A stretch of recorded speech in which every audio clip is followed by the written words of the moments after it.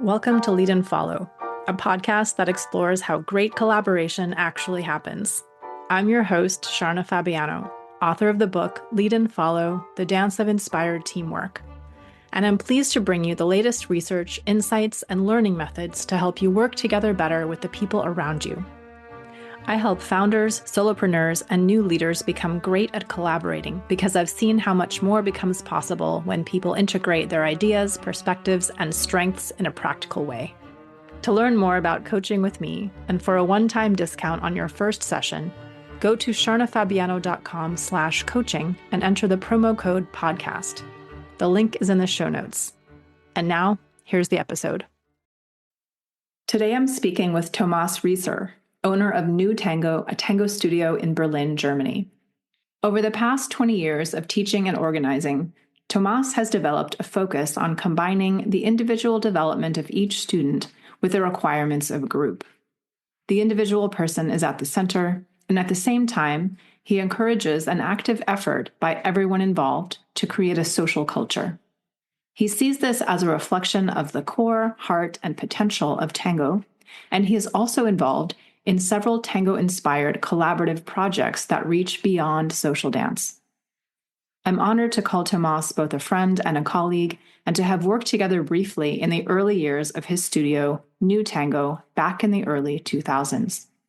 I have tremendous admiration not only for what he has built with his many collaborators over the years, but for his ongoing vision of the many ways that tango as an embodied community practice can improve our lives.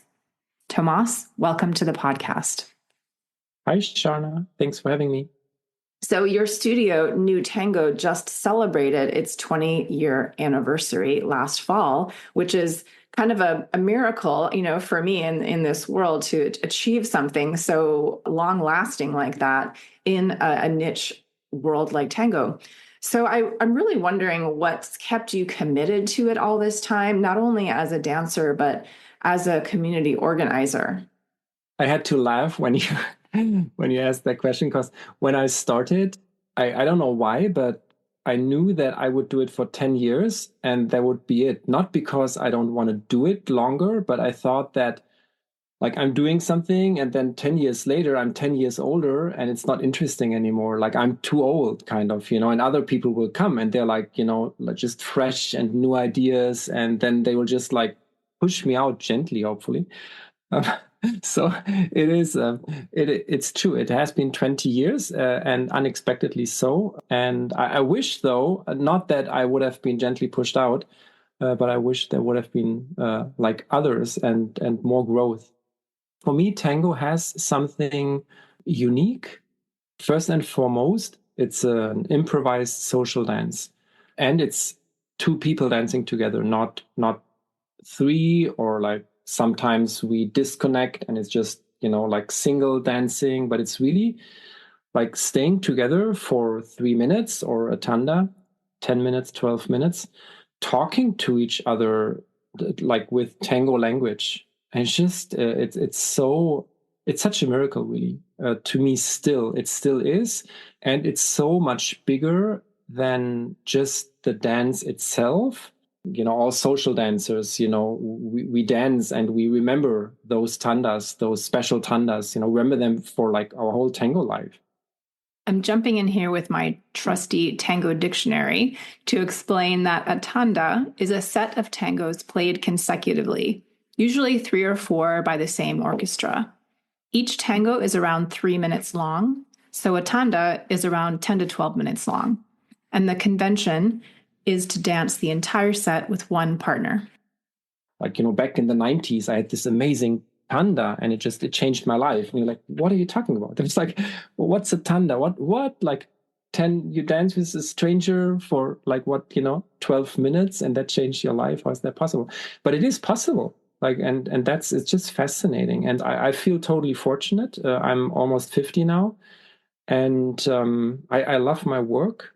I pretty much love everything about it. And and it's still kind of in the beginning, like for me, it's still, I'm like, wow, there's so much that I can experience, and I know that it won't ever end. Like when, experiencing dancing, And looking from inside tango, outside of tango, there's so much that I feel we can do with tango in the outside world.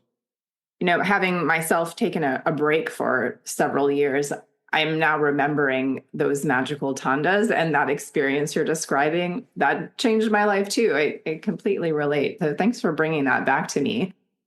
I have a question, Shana. Why did you stop?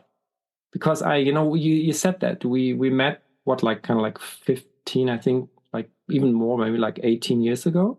And I remember you, like, I think we also connected because we are similar, like in our, like, thinking and like feeling the dance. And when I heard about your career change, or not a change really, right? Because it was just kind of like a development, which I love because it's exactly what I think, we need to do, like to do not just tango, but do more. Why did you, like, how come that you also took a dance break? Or did you even take a dance break, or did you keep dancing? Well, I think I would say it this way.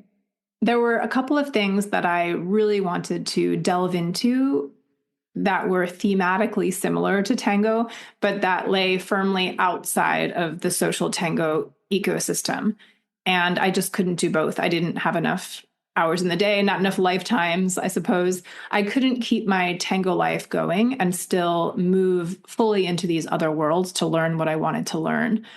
So I took a step back, both from dancing and teaching tango. The first world I jumped into was the world of dance and theater performance. And there I did a 3-year master's degree in dance performance, where I ended up exploring connection as a felt state of being as I had experienced it on the dance floor, but through other vocabularies. So the problem I gave myself to solve was, how do I express this felt sensation of connection that's so familiar to me without using the vocabulary of tango, with instead using original movement languages, the techniques of postmodern dance, the conventions of dance theater. And that produced some interesting, unusual results. And the second world I jumped into was the world of work and organizational collaboration, which brought me to the project of writing the book Lead and Follow, where I am attempting to translate tango principles into general teamwork principles. And also, it brought me to the work I'm still doing, helping to organize the Global Followership Conference and producing this podcast, of course, which seeks to, again, connect and weave together the work of others who are researching and teaching and exploring leadership and followership together in a wide variety of contexts. But now I'm actually teaching a tango class again here in Long Beach, which feels pretty exciting to me, like a homecoming back to the place where it all started. Mm. Tomas, what's something you would like to share with listeners who are interested in leading and following, but who are not dancers and probably won't be social dancers? When people start to dance, usually, like, or many of them, I always ask, so why do you, like, let's say like a beginner's workshop, right? I do them once a month. Or different context, like a open tango class, and you talk to people, and usually people who are interested in tango, they have had an experience, either live or like a video, YouTube, a movie, or whatever, or even a friend telling them about tango, and they usually have a very a beautiful image of tango, but also a totally mysterious image. It's something that they cannot grasp. It's something that is just like, it touches you emotionally, and at the same time you don't really know why. And then, so during the workshop, it's usually, like, for me, I like a 3-hour format. We start very beginning, your own body, like moving freely to tango music, then, connecting to the space, starting to connect to people, but not dancing yet, or like not dancing tango, no tango language, stuff like that. So something happens. It feels like they enter a different, like a new reality. they don't know what's happening, and it's so interesting, and it's so always so beautiful. It's one of my favorite classes, these beginners workshops, because people, we all become children again. There's a playfulness. There is also a lot of shyness. There is, like, you see, I look, of course, like I'm the teacher, I look around and see people, and there is like a lot of goofiness, but somehow people don't really know like what to do and how to use their body. And then they find it, they ease in, like 10 minutes, they're like, okay, now I'm good. And then I'm like, okay, now do this with a partner. And they're like, oh no. And then comes I call it the Monty Python moment. And then it's just like ridiculous. People can't walk anymore. It's so funny that you just can't walk. Like, and then you go like, okay, imagine you walk in the forest, or you just hold hands or embrace or whatever, but it's so difficult. So it's really something that people do not have an understanding, a very basic understanding of physically leading and following. They just don't, they have never thought about it, and they don't know how it works. And when you tell them now stand in front of each other and one leads the other, it's almost impossible to do. Which is kind of like it could be a funny movie scene, but it's reality. And so I find that so interesting, because they're fascinated by tango when they see it, and I think it is because they see something they don't know that it exists, which is physically, spatially, and emotionally connecting to one another, and being able to move in a way that is just magical. That is not, I mean, we can explain it like mechanically, like almost, but not quite, because then I think like the physical part we can explain, like how a boleo works. It's like, it takes like maybe half an hour or so to really explain it, but you can explain. But then, like, when it comes to a beautiful boleo, like, how can you explain that? Like, why does that exist, right? like what kind of emotions? And then, so this is a long answer, I'm sorry. Leading and following, then you cannot explain it by merely saying, okay, it was led. Like, this boleo is so beautiful because it just was a really good lead. The leader is really experienced, and the follower is experienced too, so she can kind of do it. But it's clear that it has to go hand in hand, and leading and following becomes much more than what people usually think. They're like, okay, who's the leader? It's always like, okay, who's the man? Like, they don't say who's the leader, right? They're like, who's the man now, and who's the woman? I'm like, okay, well, we have leaders and followers. Okay, can we just and then, okay, like, what am I supposed to do? Well, do what the leader wants, right? And it's just not that simple. And so in tango, there is a communication, and it's very clear and obvious that both roles are on the same level. There is no hierarchy. There's no strong leader, weak follower.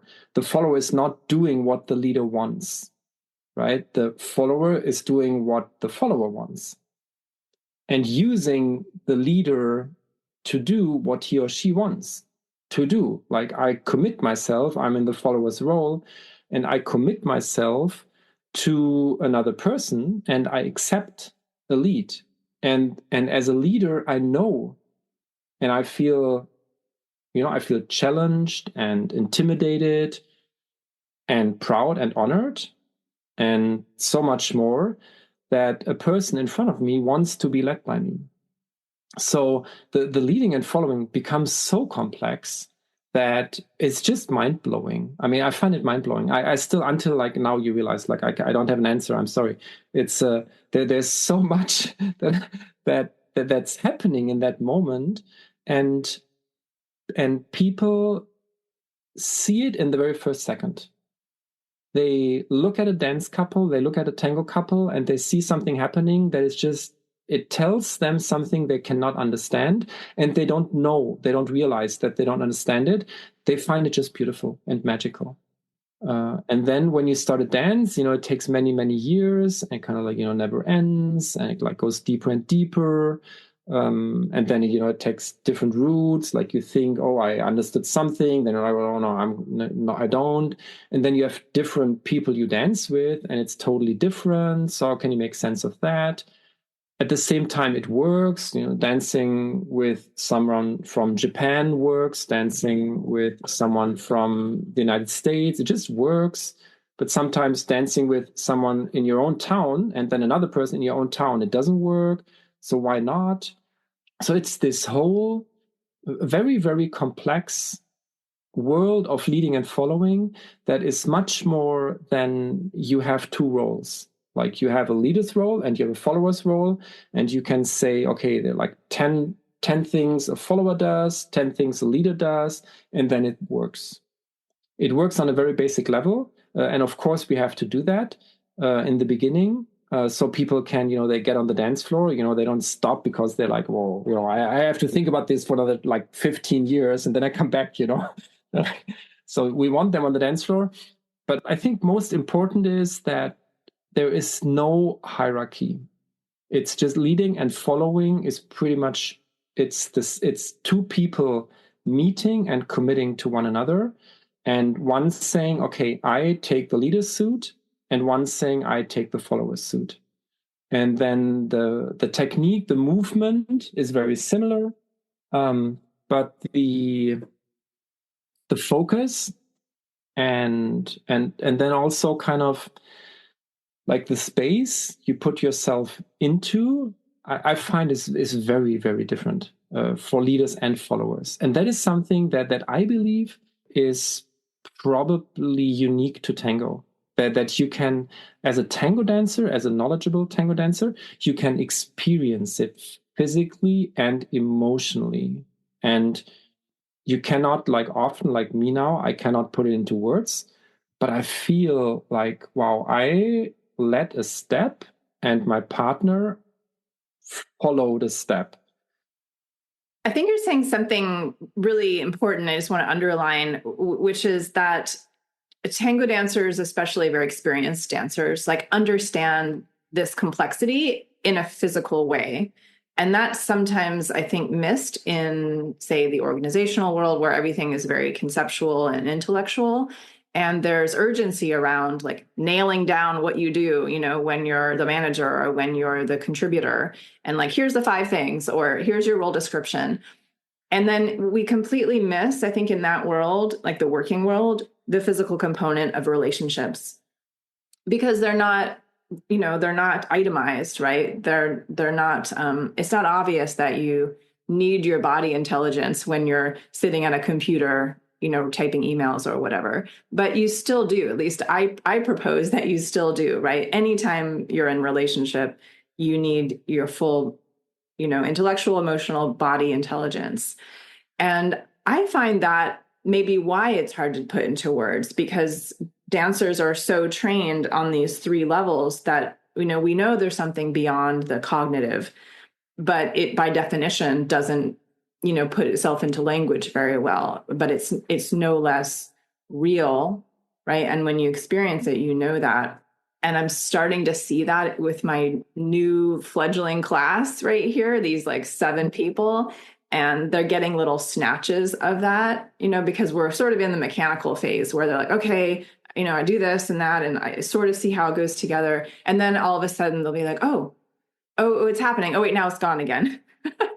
So they'll sort of beginning to find, that little flow together, like physical flow together, where the actions actually sort of dissipate a little bit, and they're not having the sensations of like the gesture or the pressure change, and they're just having that experience of moving together, that magical experience. But they're not quite there yet. They're almost there. It's exciting. Yeah, that is beautiful.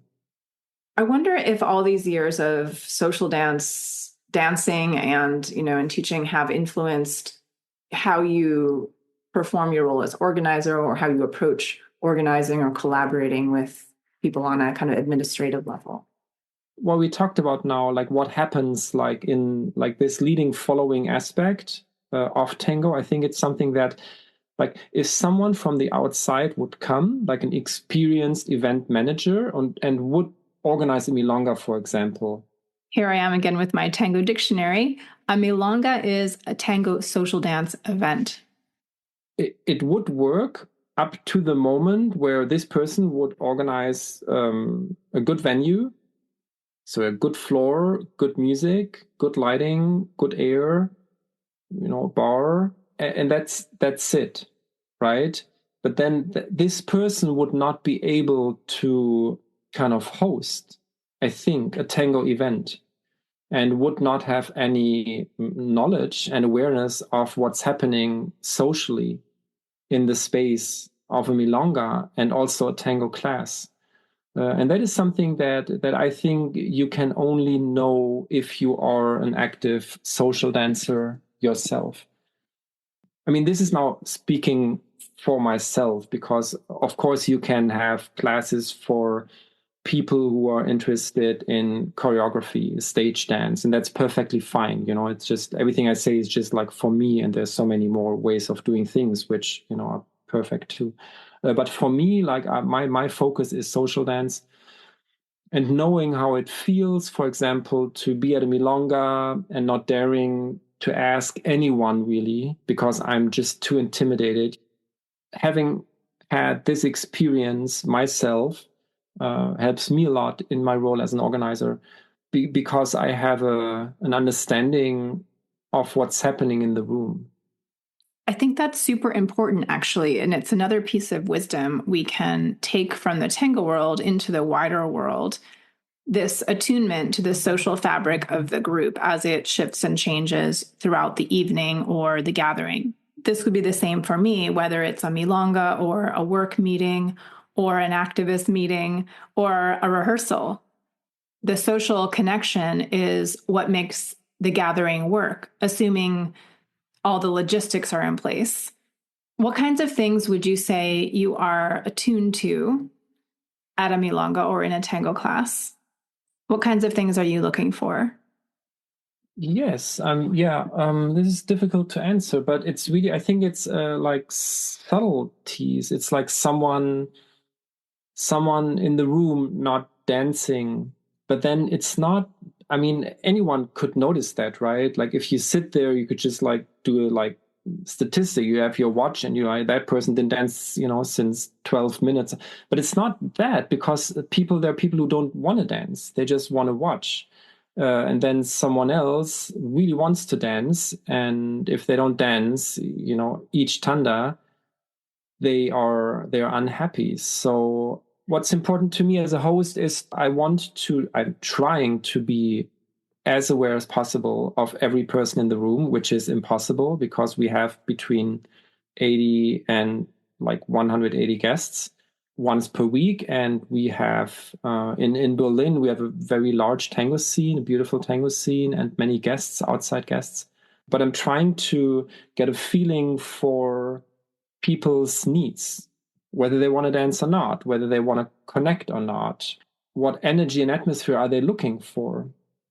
And this is, of course, connected to music and the DJ, which is not my role as an organizer to play the music, but I pick the DJs and I'm in contact with the DJs and I listen to the music. So to be aware how the music changes the room, and the cortina I find extremely important.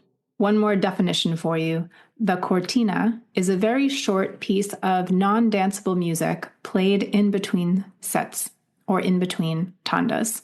Its purpose is to clear the floor so that the dancers can find new partners, and it's also used as a kind of palate cleanser to shift the energy. Sometimes I think it's like the defining part of the music of a milonga, where you can play great tangos and you have just cortinas, they don't work, or you can play tandas that are not so amazing, but the cortina can totally like help you to change the mood. For me, it's always juggling people's needs. I appreciate the contrast between purely intellectual skills like counting the minutes and this less measurable skill of tuning into people, where it sounds like to me that you're using your whole mind-body system. because what someone needs, it's very individual. So there isn't a formula per se, but to gauge connection between people and in groups, we need that second one much more than the first one. And that's something that I think tango dancers learn over time, maybe even without being aware that they're learning it, simply by balancing and interweaving the leading and following roles over and over again. I can imagine that listeners could think, oh, okay, this is really interesting, but so what now? Like, do I like start tango and then like maybe in 10 years I will be, so good at it that I can finally also start to use it in my other field of work, in my field of work. But there, I think that what's important for people who do not know tango, what's important to understand is that what we use in tango, it can be used immediately. It can be used like we can teach like a 15-minute exercise, and it's not a dance exercise. It's I call it like a kind of like a tango movement based exercise. And it helps you immediately to feel somatically what this leading and following in tango is about. I have a beautiful collaboration with a coach, Christina van Laak, and she developed a format, leading in the tango mode, and it's for people in leading positions. And what we do is that we do movement exercises and then reflections, and it's all like to experience yourself in your body in a group with leading and following moments. And it's extremely effective. It's beautiful. And it's so simple, and it's not a tango class. It's totally different. And it's really not dancing. And I think this is important for those who are listening who do not know tango, that it's not about learning to tango. It's really what tools we have in tango and everyone can use. Like if you have an understanding and an interest, everyone can use those tools. It's pretty simple. Yes, absolutely. And I would love you to share more about that collaboration, Tomas, or others, because I know you have several going right now where you're taking these very simple elements, right, that are used all the time in tango classes and just taking them out into other places and discovering how effective they are. The reason why I dance tango is to be in connection with people, but also to move social groups. And so many projects I'm doing are connected to tango, and I do them in my tango school at Nou. But it's not about just teaching a regular class. It's really more a therapy class. And since 2015, I have a collaboration with Ole Meegdefrau, who asked me if I'm interested to teach inclusion classes, which we started back then. So it's almost 10 years now. And it's a weekly class now. It's one of my favorite classes. It's for people with and without disabilities. It's not a technical class. It's not to learn tango, but we dance tango together. And it's just so much fun, and so many things that we have in regular tango classes and tango events, group dynamics and stuff, they don't exist there, because people who are open and interested to take part, to participate, they dance both roles like it's not even a question, right? Change partners all the time. You dance with someone who's blind, you dance with someone who's in a wheelchair, someone with social anxieties, just everything. But it's not about that. It's just like you move together, and it's so happy. Just makes people happy. And that's one collaboration.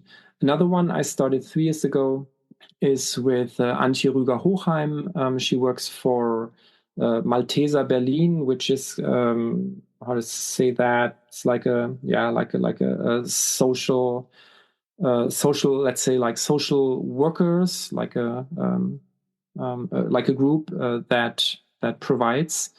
And we teach tango. We offer tango classes to people with severe sickness and grief. And that is a closed group. It's not inclusive, so it's not open to anyone. It's really for people who have sickness or grief. And there also, it's not about learning tango steps, but it's about being together for an hour and I want to say like find joy in life and be yourself. So you can show up sad, you can stay sad, you can sit, you can watch, you can dance. But you know that everyone in the room in this class has, they carry, like you're being carried. You know that you're being cared for and carried. And that is very beautiful. It's very strong. It's a very strong class, and I really love it. And then also I'm doing a PhD as a medical student since way too long, but I'm almost done. So I'm a PhD student at Charité Berlin, and with a research institute Havelhöhe in Berlin, we started a tango study where we wanted to find out if Argentine tango has an effect on cancer-related fatigue and quality of life in breast cancer survivors. And there was a randomized control trial that we did. We started in 2020 and finished in 2022, and it has been published, and there has been follow-up studies already. And we had in the first study we had 60 breast cancer survivors with tumors and increased symptoms of fatigue. And I taught 6-week tango classes, a program of like a 6-week, fixed 6-week program. And it was during COVID time. So when we planned before COVID, of course, but when we started after COVID, so we did it without physical contact, and it still worked. And it still was very strong. Also, of course, because of the social distancing. But also, what I realized is that what tango has to offer, it works outside of tango. Like you do not need to dance tango, but you can do tango movement-based exercises for people who don't know anything about it and don't want to dance. But it has a strong effect. And so in this scientific study, we had a significant effect on the fatigue levels. And we are planning a multi-center study now to go deeper into that. Thank you so much for sharing those stories. Those are just remarkable. I know it's difficult to describe movement on a podcast, but would you be willing to tell us about some of the exercises you do with these groups, just so that listeners can get a little bit more of a picture of what's happening in these types of non-tango yet tango-based classes? Very simple. I always start in a circle. Like for me, the class starts before the class starts, which is maybe obvious to everyone, but I don't think so actually. It's kind of like how I'm present in the room, when people show up, and then like to give them space to connect, especially in this group where it's people with the same sickness. So the connection is very important.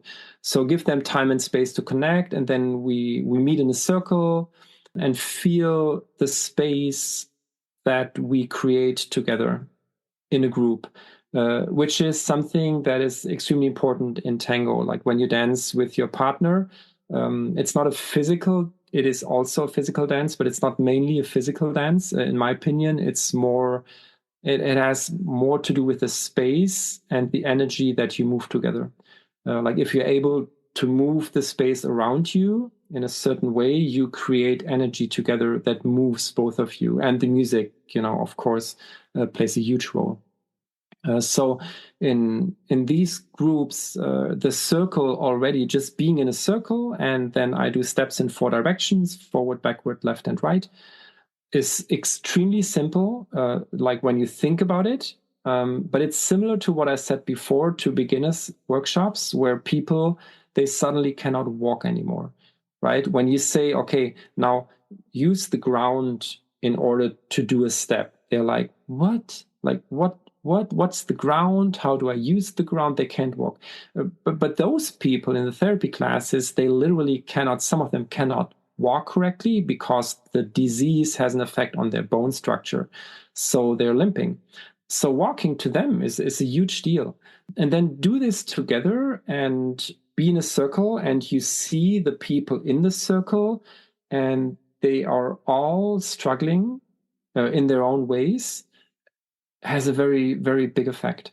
And in a way, I could stop there. Like, I mean, not stop. I could do this like for 60 minutes, kind of like a movement meditation. But then what we do is walk in a circle, like walk in circles. Then I do partner exercises, which are always very strong when you do the one-on-one.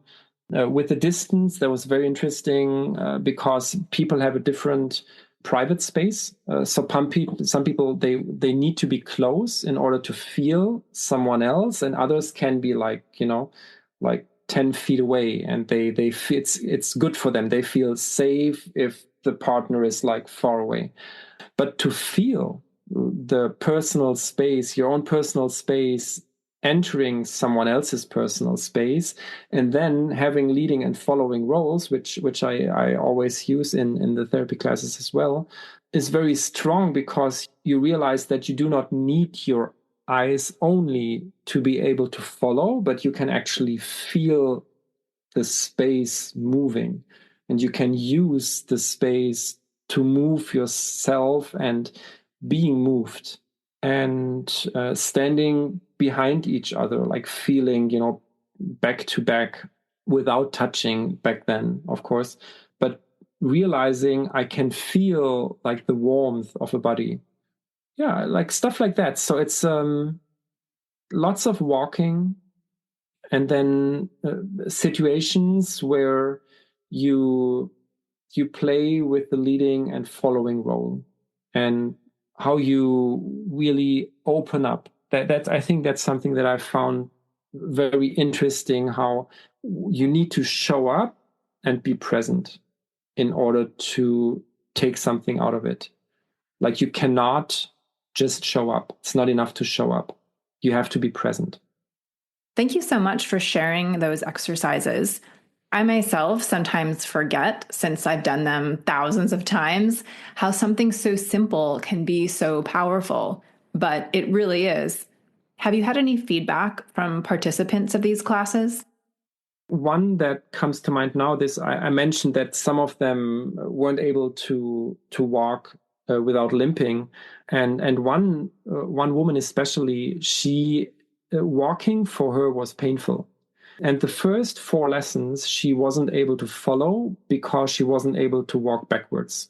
So we did some, like with her, we did some following where she, did side steps and mainly forward steps. In the 5th lesson, I don't know like what happened, but she just started walking backwards. And she couldn't believe it. She's like, I don't know like what happened, like in we always in this group, in these groups, I always have at the end a feedback session, a feedback circle, and she said, I walk backwards now for like maybe 25 minutes, and I don't know how I did it, but I was able to do it. So she realized she can do something that she didn't know she can do anymore. It sounds a little magical, right? But I don't think it's magical. It's just, I think the body can do much more than the mind allows it. So being in a group setting where you open yourself and again be present, your body takes over. And when you let your body take over, you can grow. Beautiful, beautiful. What an incredible story. Speaking about the power of groups and growth, you hosted at Nou for the first time last year a conference on tango. I spoke with one of your collaborators on that a few weeks ago, Veronica Tumanova, and I encourage listeners to check out that episode as well. The organizing team is now planning a second conference in 2025. So, Tomas, I'd love you to share your overall vision for this conference in general, and then maybe a little bit about this upcoming year's theme. It's an idea that I had maybe 1.5 years ago, and I first connected with Veronica, who I knew like many years back. We've met, and I knew her writing and was very interested in her. And then very early on, we built a team of 5 people. So it's Veronica Tumanova and Juliana Thutlova, and Almut and Stefan Knaus and myself. So it's 5 people, and we organized the first Tango Connects conference last year in September with the aim to showcase the healing power of tango to people outside of tango and people inside of tango. So it's an academic conference, and we wanted it to be a pretty high level, to have a very focused atmosphere of people giving presentations, 15-minute presentations, and then a 30-minute discussion, and also physical workshops where you experience, what we are talking about, to show that we, as tango dancers, we can do so much more with tango than dancing tango, and to show this to tango people who want to work with tango outside of tango, but also to people outside of tango who could profit from tango. And it was a beautiful conference last year, really beautiful. And the next conference, the second edition, will be in September, beginning of September, again in Berlin. And the topic is thriving communities and social change in tango, which I'm super excited about because it's one of my main interests. And there's so much happening at the moment in the tango world, international tango world, with community building, that I think is just the right moment, kind of like the talk we have here, that you are interested in bringing tango to people outside of tango. The conference is really to spark fires and bring people together who want to use tango to, this is a very big phrase now, but really to heal the world in a way, like to give something back, something that we receive from tango, because I think tango is a treasure that we all receive when we connect to it, and to give back, to use what we experienced and keep experiencing in tango, give it back to the world, and start lots of initiatives. Well, I'm personally very excited for this next conference, and I'm going to start planning to get myself there. So if the topic of thriving communities inspires you, dear listeners, please join us in Berlin. Tomas, do you have any final thoughts today on this idea of sharing the lead and follow tango connection beyond social dancing? To be honest, I would like to see much more. And I know that there are so many people who could be doing much more. And I think we are all overwhelmed. And there's too much on our plates. Really, anyone I talk to, inside, outside of tango, we all have to do less. So my vision would be that what we already do, to kind of take a moment, step outside, look at it, and be like, okay, is this exactly how I want to do it? Like, let's say me and my tango business. Is this, I've done this for 20 years. Is this how I want to continue for the next 10 years? And then I realized, no, it's not, because of several reasons. So I started a nonprofit, and now we have a nonprofit, and it's very, very challenging. So it may not be the answer, and it's totally possible that we fail, but maybe not. And maybe by failing, we find something else. So I think if we would all do that and ask ourselves the question, is this how I really want to do it today? And if not, what can I do? What's the 1 or 3 things that I can change easily to bring it in a new direction? And I'm not new, I don't mean totally new, but just if I change now very little, in 10 years, I will be at a completely different place than I would be if I would have just continued. Yeah, and I'm guessing you're including in those subtle changes not only more social dancing, but more research, more collaborations with, healing professionals, et cetera. Oh, yes, absolutely. All of that. And also inside of tango, to be aware of our active role as a community, that we all, and I'm not talking about professionals, but every person who participates is responsible for the community, is responsible for what we're doing. So what are the rules, the agreements we have? And do we have the tango scene that we want to have? And if not, if there are things that I do not agree with, that I don't like, what is my input to help change it? I just love that you're including every dancer in the community in your vision. It's yet another incredible example of the leading and following connection, right? I know that when I used to organize a lot, I felt that I was following the group or my students, for that matter, as much as I was leading them. And I imagine you might feel the same way. So, as a dancer in the community, you can also both follow and lead in a kind of partnership with the organizers and teachers around you. And for any listeners who may be involved in research, education, or training around leadership, followership, team dynamics, or even organizational development or professional talent development, or those in the healing, healthcare, or therapeutic professions, there are tango dancers everywhere, and we can connect you with them. So please reach out if you are inspired by this episode and might be interested in a lead and follow collaboration. In the meantime, Tomas, where can listeners learn more about you, your studio, Nou Tango, and the upcoming Tango Connects conference? There's a website, newtango.berlin, Facebook for Tango World. And then just contact me. I mean, if you really have a question or an idea, or you looking for an exchange, I mean, time is limited, I know, like your time and my time too. But reach out, and then we see what comes from it. Thank you again, Tomas. I'm so inspired by what you've shared today, and I very much look forward to our next conversation. Thank you very much, Shana. I love what you're doing. Thanks a lot.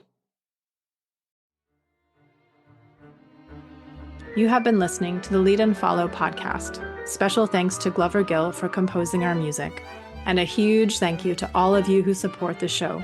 It really means a lot. If you enjoyed this episode, please share it with a friend or consider joining the Lead and Follow fan club for as little as $3 a month. There's a link at the bottom of the show notes.